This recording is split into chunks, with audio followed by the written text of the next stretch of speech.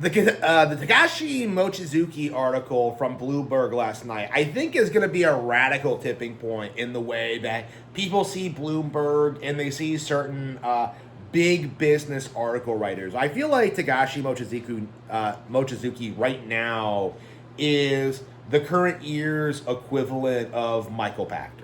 Okay, it's the same kind of nonsense where he comes out with these fraudulent numbers and makes these wild claims that Nintendo's wildly like cutting their production because oh man, they just sold that badly over the holiday. Meanwhile, when you look at the actual numbers and you realize that the Switch 2 is like outselling the Switch 1, obviously a lot of people in the community who have been paying attention just have had enough of it. And I've seen a lot of people come out and say that not only are Mochizuki's articles wrong, they are obviously wrong. And it's gotten to the point where like Matt Piscatella from Circana, I think, he straight up come out and refuted it. So we have like a game journal in the industry disputing another journal from another outlet. And now it seems like we're on the verge of Mochizuki just being a meme.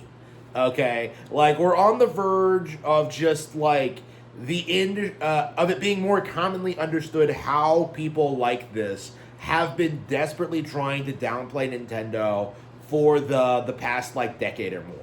And, like, yeah, if you go back far enough, you can see Mochizuki, like, downplaying the Switch 1, hyping up the Switch Pro in, like, 2019, doing everything he possibly can to just put, like, all these, like, false narratives out there. And it's something that we as a community really need to be pushing back against because this guy is straight up alleging things that aren't true. He is alleging that the Switch 2 is doing poorly in America, that it's not selling, that it has no major exclusives, that there's been a massive lack of interest from American fans. And the simple fact of the matter is that is not and never has been true. And I think like 10 years ago, these tactics might have worked, actually would have worked, because we didn't have as much access to like sales data or like, the upcoming release schedule or just like, even probably day-to-day stock prices, right? 10 years ago, I don't think the whole cope about the declining stock prices would have really been a thing. Like, oh man, Nintendo's stock price has dropped from its all-time high. Again, this is the same kind of narrative. Like, if you look at, like, the actual numbers, what Mochizuki tried to do was suggest that, like, Nintendo was massively cutting its production in the U.S. because of poor U.S. sales. But if you look at, like, how much the console is actually selling, what you get is, like, the fastest-selling console ever. Something that's doing very, very well in America. Like, you have other writers, other analysts coming out and saying that hardware sales were primarily driven by Switch 2 in the U.S. over the past year. So, again, Mochizuki, what he tried to say is directly contrary to what we already know from a variety of other sources, not just from other journalists like Matt Piscatella, but from Nintendo itself. And, in fact, it's starting to feel as if, like, what Nintendo is saying and what they're doing runs directly contrary to like what Mochizuki is publishing. He says that Switch 2 doesn't have any major titles coming up, and yet Pokepia is like lighting the world on fire right now. Again, are we really supposed to believe the Switch 2 is struggling in March of 2026? After Pokepia was a major driver in sales.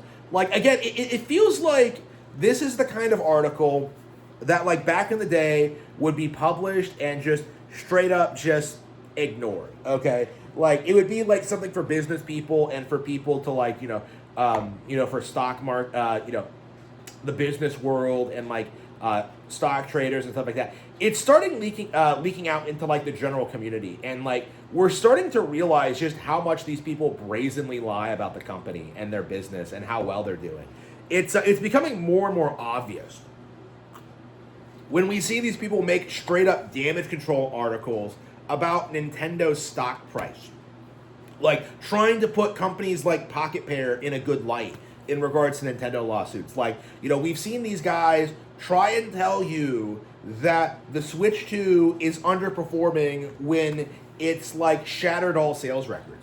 You know, like we've seriously been seeing these copes for years, but we're at the point now where like the community is advanced enough, where we're sophisticated enough, you know, where we know more enough about the economy and enough about the financial world, where like we can tell that these stories are completely fabricated. And honestly, I feel like this is just a method for companies to manipulate the stock price of the company. Because immediately after Bloomberg published this article, like Nintendo's stock price just dipped from its like massive spike after Pokepia. I went ahead and bought more stock, but like I feel like this is like the purpose of these articles is just to keep like Nintendo stock price way lower than it should be. It's just embarrassing kind of seeing these constant damage control articles and seeing people like panic over something that's like a relative non-issue. Like it's something that I think is that we do have to address, you know, something that we need to be more candid about. And it's something I've been talking about a lot. I talked about a lot during the Wii U era, but not so much during the Switch one. But I think it's high time that we bring it back. The entire industry is biased against Nintendo, right? We do see journalists like this actively push an agenda through their articles to try and gaslight people into thinking that the company is like secretly failing or not doing well. And this has been happening for a long time, okay? It's not recent. It didn't start with the Wii U era. It goes back like, the Wii. The Wii went through this like, the narrative that like nobody used it for anything but Wii Sports, right?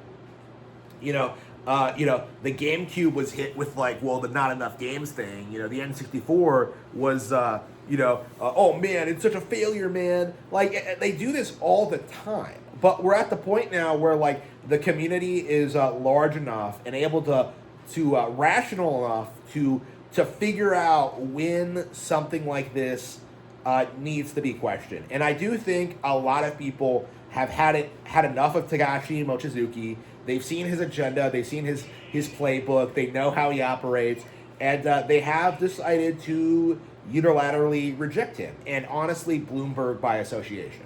That's kind of my mindset on this. This is why I have formally inducted Takashi Mochizuki into the Harman Smith blacklist. Never listen to this individual in regards to Nintendo ever again. And hopefully the next time this happens, we're able to look back at this moment as just another sign of how this guy is a complete and total fraud.